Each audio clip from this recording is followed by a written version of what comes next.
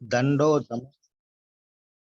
दंडो दमयतामस्मि नीतिरश्मि जिघिस्तमाताम मौनम चावस्मि गुह्यानाम ज्ञानम ज्ञानवताम अहम। अराजकता को दमन करने वाले समस्त साधनों में से मैं दंड हूँ, और जो विजय के आकांक्षी हैं उनकी मैं नीति हूँ। रहस्यों में मैं मौन हूँ और बुद्धिमानों में ज्ञान हूँ।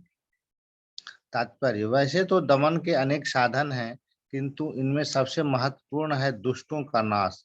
जब दुष्टों को दंडित किया जाता है तो दंड देने वाला कृष्ण स्वरूप होता है।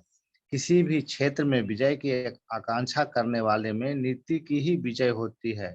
सुनने, सोचने तथा ध्यान करने की गोपनीय क्रियाओं में मौन धारण ही सबसे महत्वपूर्ण है, क्योंकि मौन रहने से जल्दी उन्नति मिलती है। ज्ञानी व्यक्ति वह है जो पदार्थ तथा आत्मा में भगवान की परा तथा अपरा शक्तियों में भेद कर सके। ऐसा ज्ञान साक्षात कृष्ण है। हरे Krishna.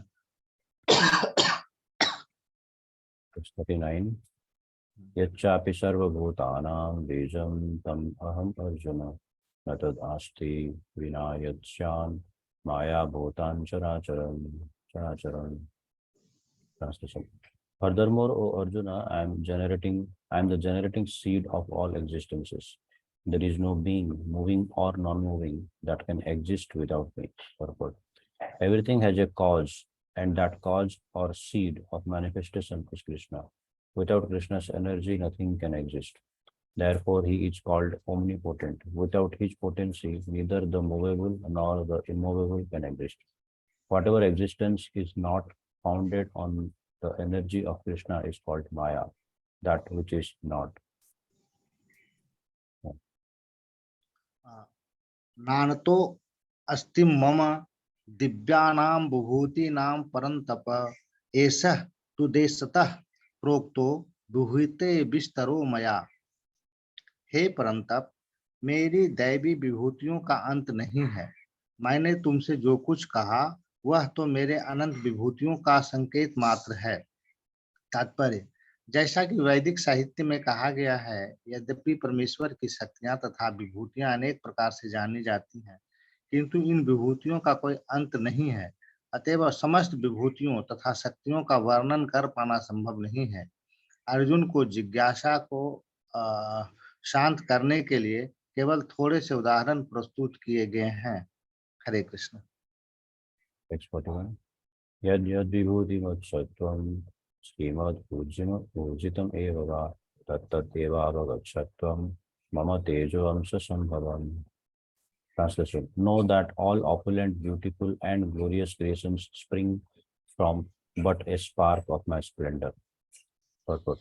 Any glorious or beautiful existence should be understood to be but a fragmental manifestation of Krishna's opulence, whether it be in the spiritual or material world. Anything extraordinarily opulent should be considered to represent Krishna's opulence. हरे कृष्ण। अथवा बहु नैतेन किम ज्ञातेन तवा अर्जुनम विष्टभ्याम अहम इदम कृतसेनम कांसेन स्थितो जगत। किंतु हे अर्जुन, इस सारे विशद ज्ञान की आवश्यकता क्या है? मैं तो अपने एक अंश मात्र से संपूर्ण ब्रह्मांड में व्याप्त होकर इसको धारण करता हूँ। तात्पर्य, परमात्मा के रूप में ब्रह्मांड की समस्त वस्तुओं में प्रवेश कर जाने के कारण परमेश्वर का सारे भौतिक जगत में प्रतिनिधित्व है। भगवान यहाँ पर अर्जुन को बताते हैं कि यह जानने की कोई सार्थकता नहीं है कि सारी वस्तुएं किस प्रकार अपने पृथक पृथक ऐश्वर्य तथा उत्कर्ष में स्थित हैं। उसे इतना ही जान लेना चाहिए कि सारी वस्तुओं का अस्तित्व इसलिए है क्योंकि कृष्ण उनमें परमात्मा रूप में प्रविष्ट हैं। ब्रह्मा जैसे विराट जीव से लेकर एक क्षुद्र चींटी तथा इस तक इसलिए विद्वान है क्योंकि भगवान उन सब में प्रविष्ट होकर उनका पालन करते हैं। एक ऐसी धार्मिक संस्था मिशन भी है जो यह निरंतर प्रचार करती है कि किसी भी देवता की पूजा करने से भगवान या परम लक्ष्य की प्राप्ति होगी, किंतु यहाँ पर देवताओं की पूजा को पूर्णतः निरुत्साहित किया गया है, क्योंकि ब्रह्मा तथा शिव जैसे महानतम देवता भी परमेश्वर की विभूति के अंश मात्र हैं। वे समस्त उत्पन्न जीवों के उद्गम हैं और उनसे बढ़कर कोई भी नहीं है। वे असमोधर्व हैं, जिसका अर्थ है कि ना तो कोई उनसे श्रेष्ठ है न उनके तुल्य। पद्म पुराण में कहा गया है कि जो लोग भगवान कृष्ण के देवताओं को कोटि में, चाहे वे ब्रह्मा या शिव ही क्यों न हो, मानते हैं, वे पाखंडी हो जाते हैं। किंतु यदि कोई ध्यान पूर्वक कृष्ण की विभूतियों एवं उनकी शक्ति के अंशों का अध्ययन करता है तो वह बिना किसी संशय के भगवान कृष्ण की स्थिति को समझ सकता है और अविचल भाव से कृष्ण की पूजा में स्थिर हो सकता है। भगवान अपने अंश के विस्तार से परमात्मा रूप में सर्वव्यापी है, जो हर विद्वान वस्तु में प्रवेश करता है। अतः शुद्ध भक्त पूर्ण भक्ति में कृष्ण भावना अमृत में अपने मनों को एकाग्र करते हैं, अतः वे नित्य दिव्य पद में स्थित रहते हैं। इस अध्याय के श्लोक 8 से 11 तक कृष्ण की भक्ति तथा पूजा का स्पष्ट संकेत है। शुद्ध भक्ति का यही विधि है। इस अध्याय में इसकी भली भांति व्याख्या की गई है कि मनुष्य भगवान की संगति में किस प्रकार चरम भक्ति सिद्धि प्राप्त कर सकता है। कृष्ण परंपरा के महान आचार्य श्री श्रील वल्लदेव विद्याभूषण इस अध्याय के टीका का समापन इस कथन से करते हैं: अक्षाक्तिलेशात् सूर्याद्याः भवन्त्यात्य युगृते जसः यन्दसेन धृतं विश्वं स कृष्णो दस्मेर अर्चयते। प्रबल सूर्य भी कृष्ण की शक्ति से अपनी शक्ति प्राप्त करता है और सारे संसार का पालन कृष्ण के एक लघु अंश द्वारा होता है। अतः कृष्ण पूजनीय है। इस प्रकार श्रीमद् भागवत गीता के 10वें अध्याय श्री भगवान का ऐश्वर्य का भक्ति वेदांत तात्पर्य पूर्ण हुआ। हरे Krishna. Chapter 11 The Universal Form.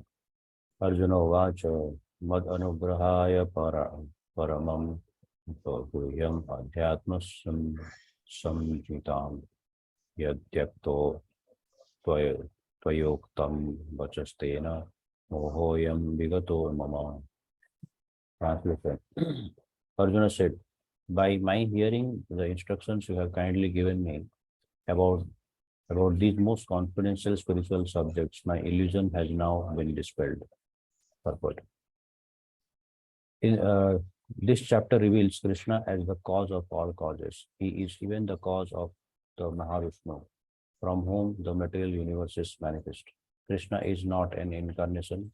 He is the source of all incarnations. That has been completely explained in the last chapter. Now, as far as Arjuna is concerned, he says that his illusion is over. This means that Arjuna no longer thinks of Krishna as a mere human being, as a friend of his, but as a source of everything.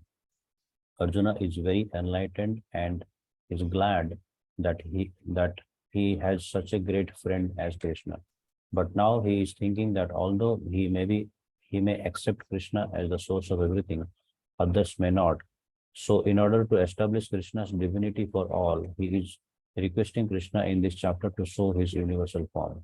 Actually, when one sees the universal form of Krishna, one becomes frightened, like Arjuna, but Krishna is so kind that after showing it, he converts himself again into his original form. Arjuna agrees to what Krishna has several times said. Krishna is speaking to him just for his benefit. So Arjuna acknowledges that all this is happening to him by Krishna's grace. He is now convinced that Krishna is the cause of all causes and is present in everyone's heart as the super soul.